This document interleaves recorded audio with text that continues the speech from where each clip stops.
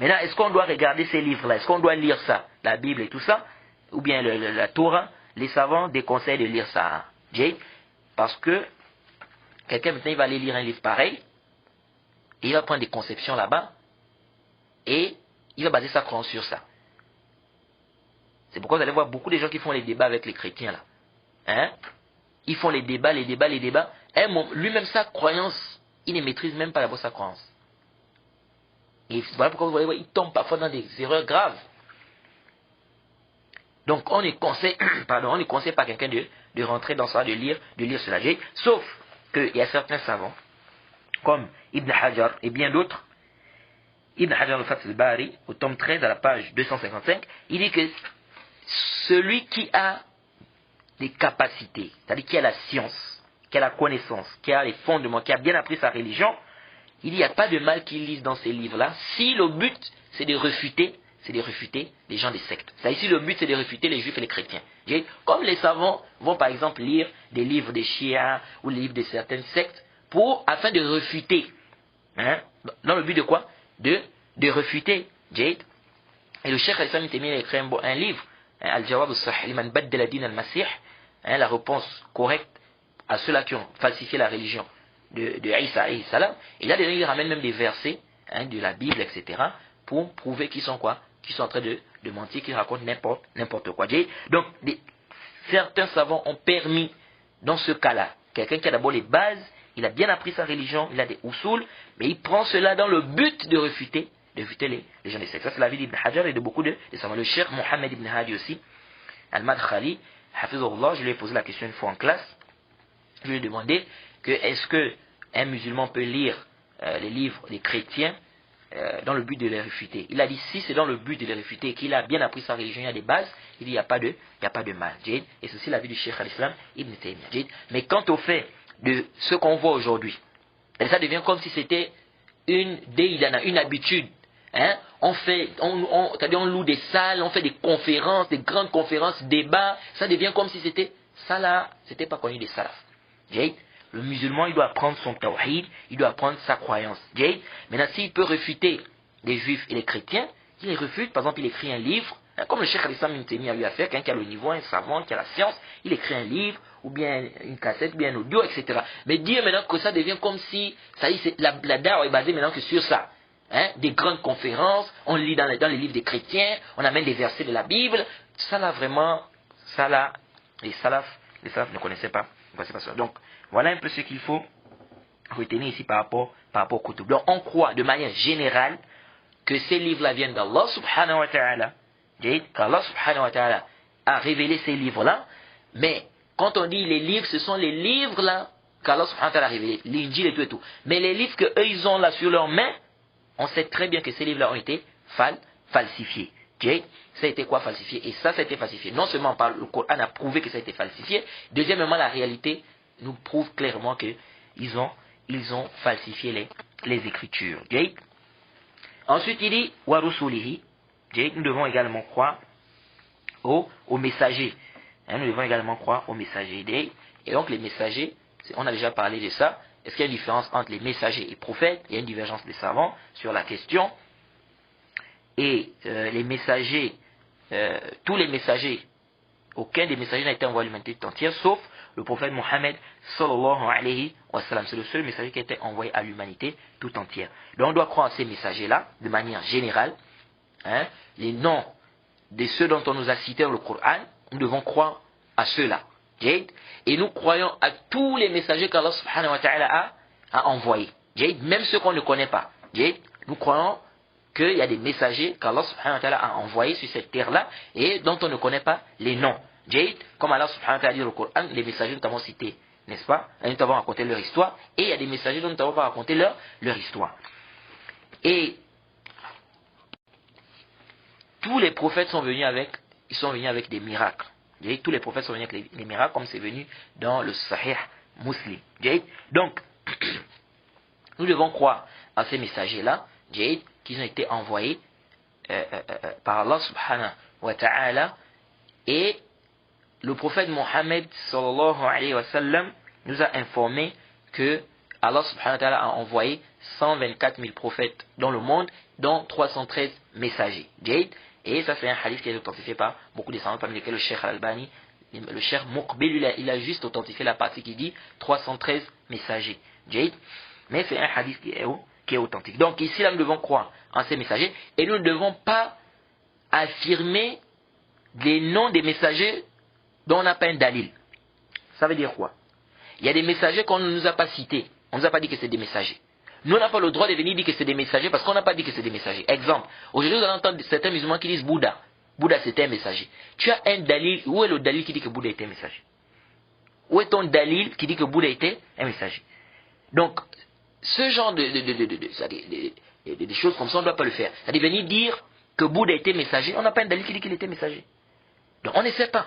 Donc, ici, là, les messagers dont on nous a cité les noms, nous disons que c'était des messagers, et nous croyons à tous les messagers qu'Allah subhanahu wa ta'ala a envoyés. Maintenant, venir dire que tel est messager alors que ça n'a pas été cité, on dit non, on ne peut pas affirmer ça. On ne peut pas affirmer cela parce qu'on n'a pas quoi? On n'a pas de dalil. Ça c'est très important. Parce qu'on a vu des gens qui viennent, qui apportent des choses, Bouddha c'était un messager, vous avez vu ça où que Bouddha était messager. Il faut faire très attention. Ensuite le cheikh il dit, Wal ba'thi ba'da al-maut. Et nous devons croire aussi à la résurrection après la mort. Qu'Allah subhanahu wa ta'ala va ressusciter les créatures. On est venu sur cette terre-là, on va retourner vers Allah subhanahu wa ta'ala et on va rendre des comptes à Allah subhanahu wa ta'ala de tout ce qu'on a fait sur cette terre-là. Contrairement à ce que les gens, beaucoup de gens des sectes, des mécréants, n'est-ce pas, ils disent non, quand on meurt, c'est fini. Quand on meurt, c'est fini. Non, c'est pas fini. C'est pourquoi, c'est une erreur. Vous entendez beaucoup de musulmans qui disent cette parole-là. C'est une erreur de dire, quelqu'un, quand on enterre quelqu'un, il dit, il est allé à sa dernière demeure. Non, c'est pas sa dernière demeure. Ça, c'est une erreur de dire cette parole-là. Le Cheikh Ibn Usaymin, là, il a rappelé cela, et beaucoup de savants d'ailleurs. De venir dire qu'il est allé à sa dernière demeure. On enterre quelqu'un, il dit, il est allé à sa dernière demeure. Non, c'est pas sa dernière demeure. La dernière demeure, c'est soit le paradis, soit l'enfer. C'est pas dans la tombe. Donc, ça c'est important de comprendre ça. Qu'Allah subhanahu wa ta'ala va ressusciter les créatures. Allah nous a créés et il est capable de nous ressusciter. Donc les êtres humains seront, tout le monde, c'est-à-dire les créatures, on va être quoi? C'est-à-dire les êtres humains, les animaux, etc. On va être ressuscités. Donc le musulman doit croire en cela. C'est pourquoi quand tu vois des gens qui disent qu'après la mort il n'y a rien, ça c'est vraiment, ça dit même avec la raison, c'est vraiment la catastrophe. Donc vous pensez qu'Allah subhanahu wa ta'ala nous a créés. On vient sur cette terre-là. C'est-à-dire, il y a des gens qui font le désordre sur la terre. Ils boivent le vin, ils tuent les gens ils tuent des gens qui sont innocents, ils font la fornication, ils volent l'argent d'autrui, ils escroquent, ils insultent des gens, ils tuent des enfants même. Et puis il dit non, on va mourir, il n'y a rien après la mort. Non, ça ne peut pas aller. Allah subhanahu wa ta'ala, il est juste. Allah subhanahu wa ta'ala est juste. Si tu crois que non, tu es venu sur cette terre-là, tout ce que tu es en train de faire là, c'est-à-dire qu'après la mort, il n'y aura rien, tu es en train de te tromper.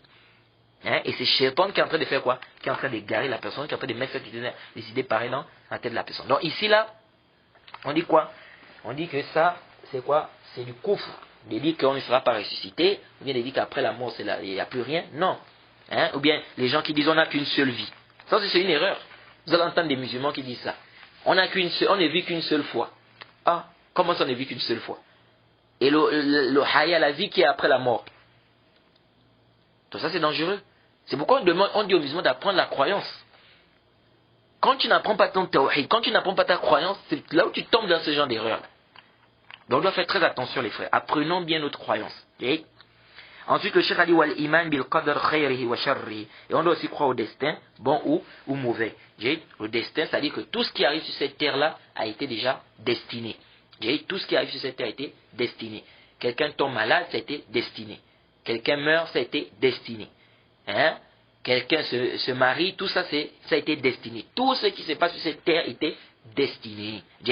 Donc, il y a le destin, parmi les piliers de la foi, la croyance au destin. Le musulman doit croire au destin, que tout ce qui arrive sur cette terre-là a été destiné. Et on va revenir sur la croyance au destin, parce que le cheikh va parler un peu de ça vers la fin. Et le prophète Mohammed sallallahu alayhi wa sallam, quand on lui a posé la question sur la foi, il était clair.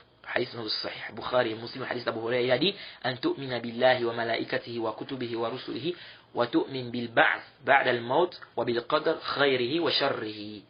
Hein? Que le prophète Mohammed sallallahu alayhi wa sallam a dit que tu crois en Allah, aux anges, la foi c'est que tu crois en Allah, aux anges, aux livres, aux prophètes, oui aux messagers, et tu crois à la résurrection après la mort et au destin bon ou mauvais. Et Allah subhanahu wa ta'ala a dit dans Surat Baqarah verset 285 Amana ar-rasul bima unzila ilayka bima unzila ilayhi min rabbih wal mu'minun kullun amana billahi wa malaikatihi wa kutubihi wa rusulihi. Allah dit le messager a cru à ce qu'on a révélé sur lui, n'est-ce pas, venant de son Seigneur. Les croyants également, tous ont cru en Allah, en ses anges, hein, en ses livres et en ses messagers. Et dans la Surat Nisa, Surat 4, au verset 136, Allah subhanahu wa ta'ala dit Ya ayyuhal lezina amanu aminu billahi wa rasulihi wal kitabi allazi nazzala ala rasulihi wal kitab allazi anzala min qabl. Hein? Et Allah subhanahu wa ta'ala dit wa man yakfur billahi wa malaikatihi wa kutubihi wa rasulihi wal yawmil akhir faqad dalla dalalan ba'ida. Allah subhanahu wa ta'ala dit oh vous qui avez cru, croyez en Allah, n'est-ce pas, et en son messager, et au livre qu'on a fait descendre sur le messager, sur son messager, le livre qu'il a fait descendre sur son messager, et le livre qu'on a fait descendre avant ce livre-là, n'est-ce pas, et celui qui mécroit en Allah, aux anges, aux livres, aux messagers et au jour dernier, il s'est égaré d'un égarement lointain. Donc ça c'est les versets, le hadith et le verset, ça prouve clairement que le musulman doit croire aux 6 choses qu'on a citées, la croyance en Allah, aux livres, aux anges, n'est-ce pas, au jour du jugement dernier et au destin bon ou mauvais.